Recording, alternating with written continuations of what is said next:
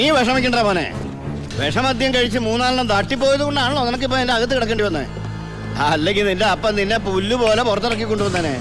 നിനക്കിവിടെ യാതൊരു ബുദ്ധിമുട്ടും ഉണ്ടാകില്ല. അതിനുള്ള ഏർപ്പാടൊക്കെ ഞാൻ ചെയ്തിട്ടുണ്ട്. നമ്മൾ ഇത് എത്ര ജയില് കണ്ടിരിക്കുന്നടാ. അപ്പഴേ സാറേ, സൂപ്രണ്ട് സാറിനോടൊന്ന് പറഞ്ഞേക്കണം, അവൻ ജിന്നാടമർക്കിയുടെ മോനാണെന്ന്.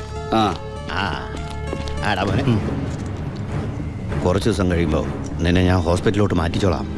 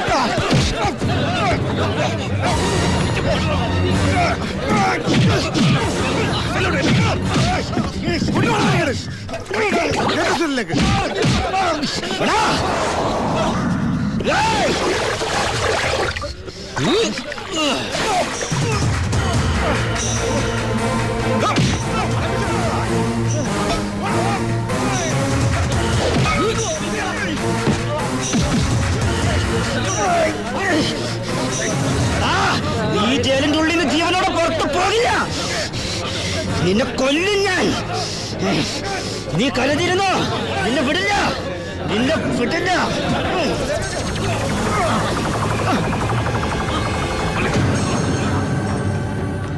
Paramasivam, sorry sir. എന്റെ മുമ്പിൽ വെച്ചാണ് അഭ്യാസം. പരോളിന് അപേക്ഷ കൊടുത്തിട്ടില്ല. എന്താണ് അവനോട്ട് ഇടപാട്? ഓൾ കേരള ക്രിമിനൽസ് അസോസിയേഷനിൽ അവനും മെമ്പറല്ലേ സാറേ. ഇടപാട് കാണാതിരിക്കൂ. മേത്തൊക്കെ സാമ്പാർ പോയി. ചോറും കൂടി വിളമ്പട്ടെ സാറേ? 2 പപ്പടം കൂടി തടാ, പൊടിച്ചു കളഞ്ഞാൻ. ആരാ ചോറ് വെച്ചത്? പപ്പടം ഇല്ലെന്ന് അറിയില്ലേ? മതിയെങ്കിൽ മാറ്. അവൻ എന്തിനാടാ നിന്നെ ചവിട്ടിയത്? അവനെന്നെ ചവിട്ടാൻ തോന്നിണ്ടാവും. അപ്പൊ അവൻ എന്നെ ചവിട്ടാൻ തോന്നിയില്ലല്ലോ. അതിന് നീയല്ലല്ലോ അവന്റെ ഏട്ടനെ കൊന്നത്. നീ ഒരാളെ കൊന്നു എനിക്ക് വിശ്വസിക്കാനാവുന്നില്ല. കേട്ടുമടുത്തിട്ടുള്ള സാധാരണ പ്രശ്നം തന്നെ എന്റേതും. പക്ഷേ ഒരു നോർമൽ ആൾക്കുണ്ടാകാവുന്ന ഏറ്റവും വലിയ പ്രശ്നം സാമ്പത്തിക ബാധ്യത. കടം കൊണ്ട് നിൽക്കക്കള്ളിയില്ലാതെ ആത്മഹത്യയുടെ പക്കത്തെത്തി എൻ്റെ കുടുംബത്തെ എങ്ങനെയെങ്കിലും രക്ഷിക്കണമെന്ന ഉദ്ദേശത്തോടെ ഞാൻ നാടുവിടാൻ തീരുമാനിച്ചു. ഒരു രാത്രി എങ്ങോട്ട് പോകണമെന്നറിയാതെ നാഷണൽ ഹൈവേയിൽ ഞാനങ്ങനെ നിന്നു. ഈ സമയം ദൂരെ നിന്ന് ദേവദൂതനെ പോലെ ഒരു ടാങ്കർ ലോറി വരുന്നത് ഞാൻ കണ്ടു. ദൈവം തോന്നിപ്പിച്ചാണോന്നറിയില്ല, ആ ഡ്രൈവർ വണ്ടി നിർത്തി. ഞാനും കൂടി പോന്നോട്ടെ? എങ്ങോട്ട്? അങ്ങനെ ഇന്ന സ്ഥലമൊന്നുമില്ല, എവിടം വരെ പോണു അവിടം വരെ. ഓ, അവിടെ കേറ്. സോറി.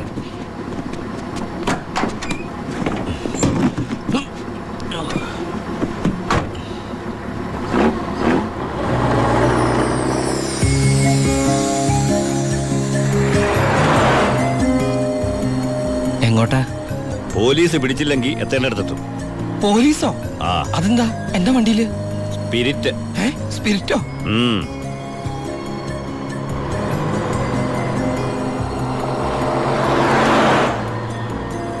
ഇതൊക്കെ ഒറ്റയ്ക്ക് ഉണ്ടാവാൻ പേടിയില്ലേ? ഒറ്റയ്ക്ക് കൊണ്ടുപോകുന്ന അതിന്റെ സുഖം. പോലീസ് പിടിച്ചാൽ എന്നെ മാത്രം നോക്കിയാൽ മതിയല്ലോ. അപ്പൊ ഈ പോണ വഴിക്ക് പോലീസ് പിടിച്ച എന്റെ കാര്യം? അത് പോലീസുകാർ നോക്കിക്കോട്ടെ. നിന്നെ പിടിച്ച എനിക്കെന്താ? നിനക്ക് എന്നെ കുറിച്ച് ഒന്നും അറിയില്ല, എന്റെ പേര് പോലും. എന്താ ബായുടെ പേര്? അത് വേണ്ട, എന്നാലും പറ ബായ്. നീ ഇപ്പൊ എന്താ വിളിച്ചത്? ബായ്. ബായ്, അത് തന്നെ വിളിച്ചാ മതി.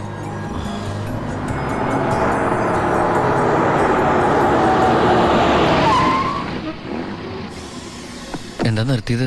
എന്നെ ഇറക്കി വിടാനാണോ? ഏയ്, പുണ്യാളന് നേർച്ചയിട്ട പാതി അങ്ങേര് നോക്കിക്കോളൂ. പോവോ?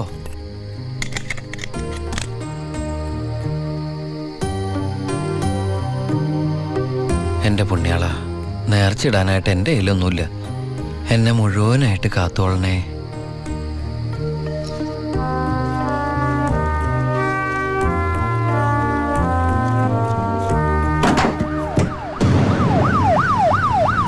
പോലീസ് അയ്യോ,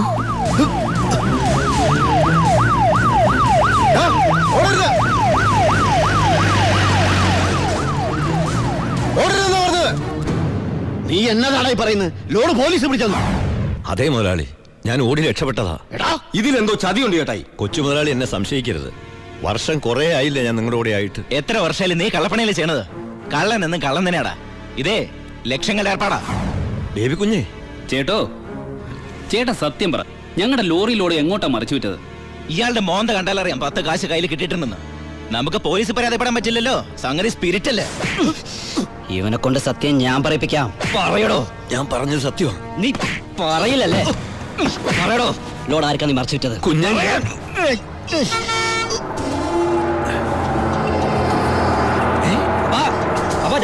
ലോറി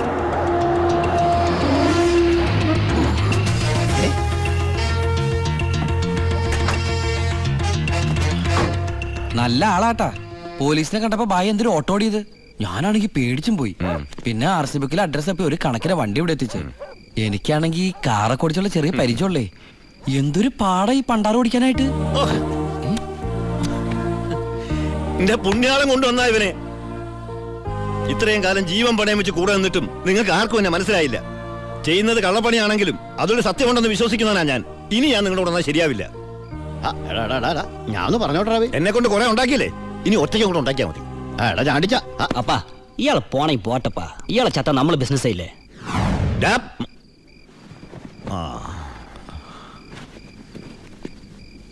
അയ്യോ,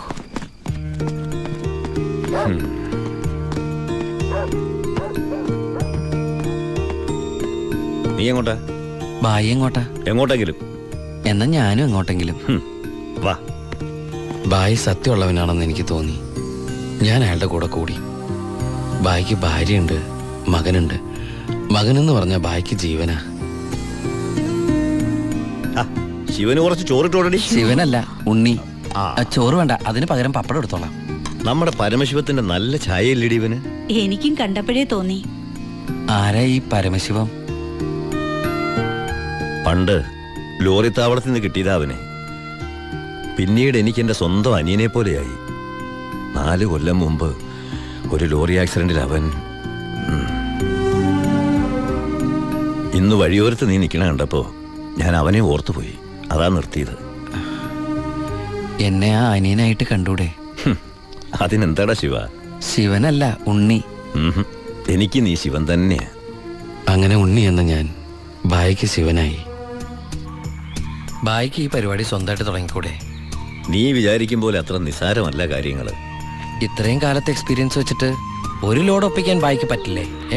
അത് പറ്റും. പക്ഷെ എങ്ങനെ കടത്തിക്കൊണ്ടുപോരും? ചെക്ക് പോസ്റ്റിലൊക്കെ നല്ല കാശെറിയണം. അതെവിടുന്ന്? ഒന്ന് ഞാൻ പറയാം.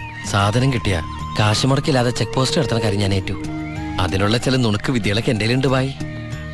ആ ആ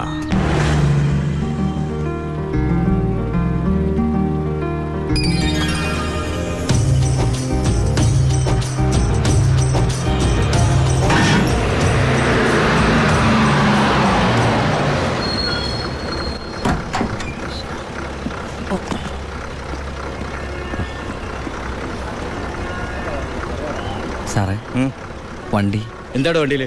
ഐസാണ് സാറേ. കുറിപ്പേ കയറി പരിശോധിക്കും സാർ.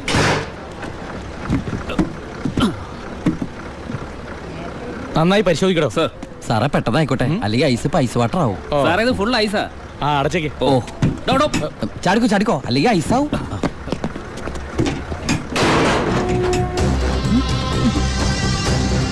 വിട്ടോ വിട്ടോ, വിട്ടോ.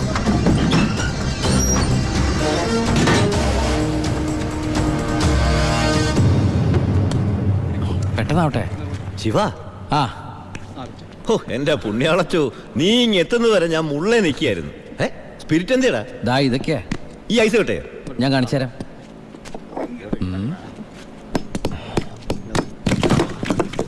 ദാ ഒറിജിനൽ സ്പിരിറ്റ്.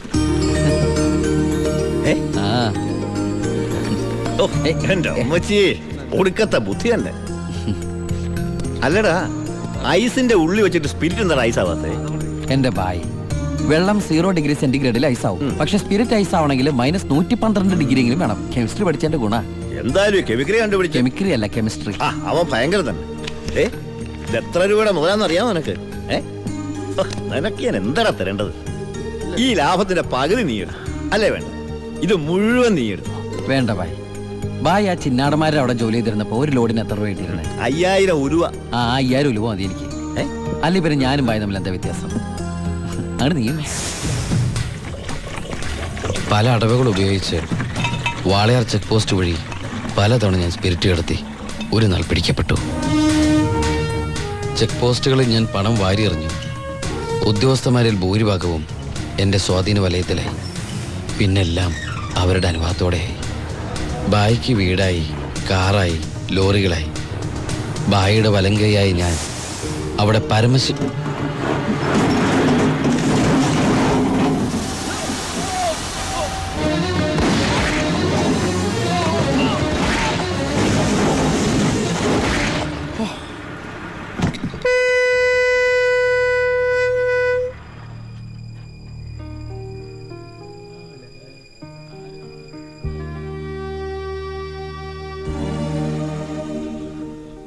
പോലീസ് കേസെടുത്തു. കാറ്, തോക്ക് തുടങ്ങിയ തെളിവുകളൊക്കെ ബായിക്കെതിരായിരുന്നു. ബായിക്ക് വേണ്ടി ഞാൻ കുറ്റേറ്റെടുത്തു. എന്തിന്? ബായിക്ക് ഭാര്യയുണ്ട്, മകനുണ്ട്. ഞാൻ ബാച്ചിലറല്ലേ. ഒന്ന് ജയിലിൽ കയറി ഇറങ്ങിയാലും എനിക്കെന്ത് സംഭവിക്കാൻ? പാവം ബായ് എനിക്ക് വേണ്ടി ഒരുപാട് കാശ് ചെലവാക്കി കേസ് നടത്തി. അതുകൊണ്ട് എൻ്റെ ശിക്ഷ 4 കൊല്ലമായിട്ട് കുറയ്ക്കാൻ ബായിക്ക് സഹായിച്ചു. ഈ ബായിയാണ് ഞാൻ ദുബായിൽ നിന്ന് കാശ് അയക്കുന്ന പോലെ മാസാമാസം കാശ് എൻ്റെ വീട്ടിലെത്തിക്കുന്നത്. എൻ്റെ കുടുംബം അവിടെ ഹാപ്പി. അതുകൊണ്ട് ഞാനിവിടെ ഹാപ്പി. ആ, പരമശിവത്തിന്റെ പരോൾ സാങ്ഷൻ ആയിട്ടുണ്ട്. ഓ, ആള് കുഴപ്പക്കാരനൊന്നുമല്ലല്ലോ. അല്ല സാർ. തനിക്ക് എന്താടോ അയാളുടെ കാര്യത്തിൽ ഇത്ര ഇൻട്രസ്റ്റ്? അവനൊരു പാവമാണ് സാർ.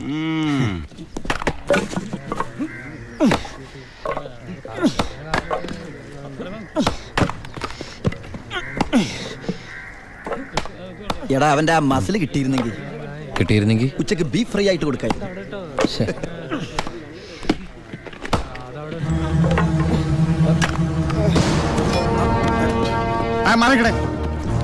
എന്തു പറ്റി? ആ ഡോക്ടറെ വിളിച്ചു സാർ. ഒടുക്കത്തെ കരുനാക്ക്. ചത്താ എന്താടാ ഒരാള് കിടന്ന് ഉറങ്ങണേന് ഇങ്ങനെ നീ എന്ത് വേടി?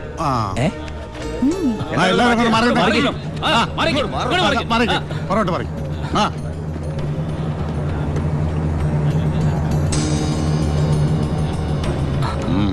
He's very serious. മെഡിക്കൽ കോളേജിലേക്ക് മാറ്റേണ്ടി വരും. Yes, proceed. ഓക്കെ, മാറ്റാനൊക്കെ വരട്ടെ സാറേ. പരമശിവം പരോൾ. ചുമ്മാ ഇരി സാറേ. ദേ, ഈ നിൽക്കുന്ന കൃഷ്ണേട്ടൻ കഴിഞ്ഞ ആഴ്ച ക്ഷീണം കൊണ്ട് തളർന്നു വീണപ്പോ ഒരു കപ്പ് വെള്ളം എടുത്ത് മോന്തക്കൊഴിച്ച് എണിപ്പിച്ചുവിടാൻ പറഞ്ഞാളാ ഈ സൂപ്രണ്ട് സാറ്. പിന്നെ ഇവനോട് മാത്രം എന്താ എത്ര സിമ്പതി? നിങ്ങൾ ആരെങ്കിലും കാശ് വെച്ചിട്ടുണ്ടോ? വെറുതെ ഇരി സാറേ. ഇവന്റെ നാവിക്കിട്ട് ഒരു ഒറ്റ തൊഴിലെടുത്തന്റെ അപ്പ എഴുന്നോക്കോ.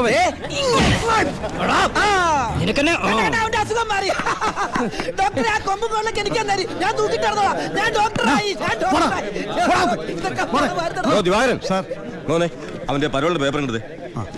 ഇവന് 14 ദിവസം വേണ്ട, 5 ദിവസം മതി. പാടോ. എടാ ചിന്നാടാ, നീ ഇവിടുന്ന് മുങ്ങിയാ പിന്നെ എന്നെ ആരാ അതിനകത്ത് വെച്ച് കൊല്ലുക? നീ എന്നെ കൊല്ലുന്നത് കാണാൻ കാത്തിരിക്കല്ലേ ഞാൻ. ഇവൻ എന്നെ മൂടൗട്ടാക്കി അടങ്ങുള്ളൂ. നീ പോയി ജോലി എടുക്ക. നീ ഓർത്തോ? ഓർത്തല്ല, ഞാൻ ഡെന്റിസ്റ്റ് പല്ല് ഞാൻ എടുക്കും. നീ സൂക്ഷിച്ചോട്ടോ. ഞാൻ ഇവിടുന്ന് പുറത്തിറങ്ങിയിട്ട് വേണ്ടേ?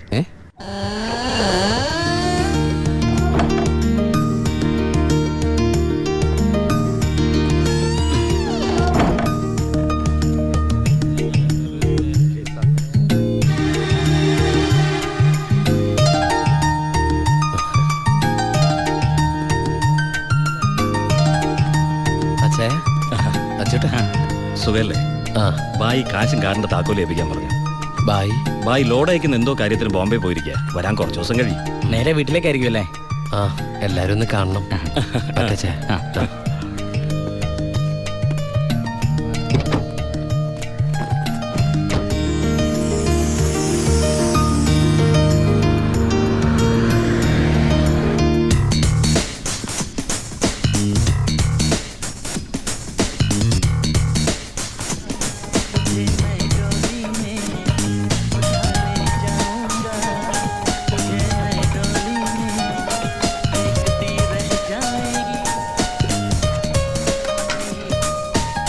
ഭാരതി അമ്മേ, ഭാരതി. ഉണ്ണി,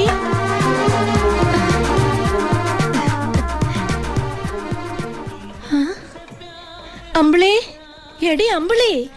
എന്താ അമ്മേ? ഞാൻ ഉണ്ണിയുടെ ശബ്ദം കേട്ടു. ശബ്ദോ? ആ, അവൻ എന്നെ ഭാരതി അമ്മയെന്ന് വിളിക്കുന്നത് ഞാൻ കേട്ടു. അത് അമ്മ എപ്പോഴും ഉണ്ണിയെ കുറിച്ച് ചിന്തിക്കുന്നോണ്ട് തോന്നിയതായിരിക്കും. അല്ലടി, ഞാൻ ഭാരതി അമ്മേ.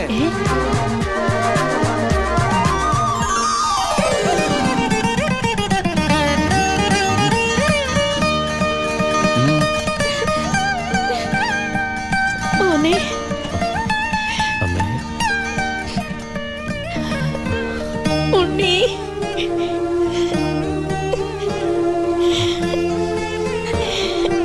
ഹായ്, ഭാരതി അമ്മ എന്തിനാ കരയണേ? സന്തോഷം കൊണ്ട.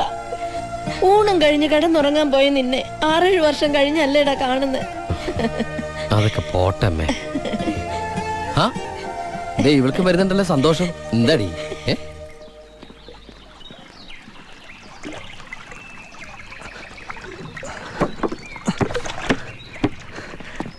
ഉണ്ണിയേട്ടൻ വന്നു. ഓർക്കാപ്പുറത്തല്ല അമ്മേ ലീവ് കിട്ടിയത്, അതുകൊണ്ട് ഒരുപാടൊന്നും വാങ്ങാൻ പറ്റിയില്ല. ദാ അമ്മയ്ക്ക് ഷുഗറും പ്രഷറും നോക്കാൻ, പിന്നെ നിനക്ക് മിഠായി, ഓടി CD. ഏട്ടാ, എടാ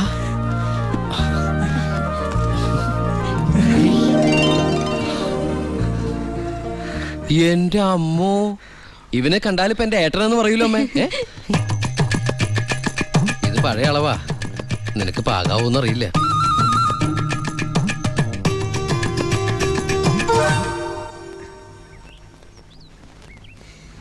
നീ പിടിച്ചേ.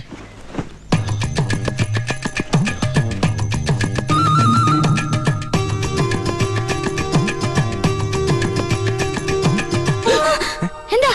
ചുമ്മാ ഒന്നുമില്ല. നിന്റെ ഷോൾഡേഴ്സ് നോക്കി. ഏട്ടാ, ഇത് ജീൻസ് അല്ലേ?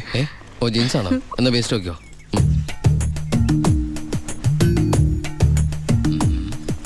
ഞാൻ നിനക്ക് വേറൊരു സാധനം കൊണ്ടുവന്നുണ്ട്.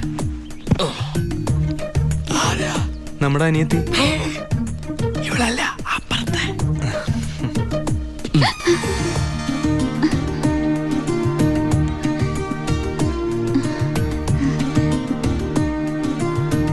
ആരാ? ഏയ് നിക്കവിടെ. നീ ഏതാ? നീ എവിടത്തെയാ? ചെവി ഇട്ടൂടെ? സംസാരിക്കില്ലേ? ഞാൻ ആ വീട്ടിലെയാ. ആ വീട്ടില്. അതെന്റെ വീടല്ലേ? ഏട്ടാ, നമ്മുടെ പുതിയ വാടകക്കാരാ. ഓ, നല്ല കൂട്ടരാ, നല്ല തങ്കപ്പെട്ട സ്വഭാവമുള്ള കുട്ടിയാ. പേര് ഗോപിക. അയ്യേ, എനിക്ക് പെങ്ങളെ പോലെയാ. അയ്യോ, പെങ്ങളെ പോലെയാണോ?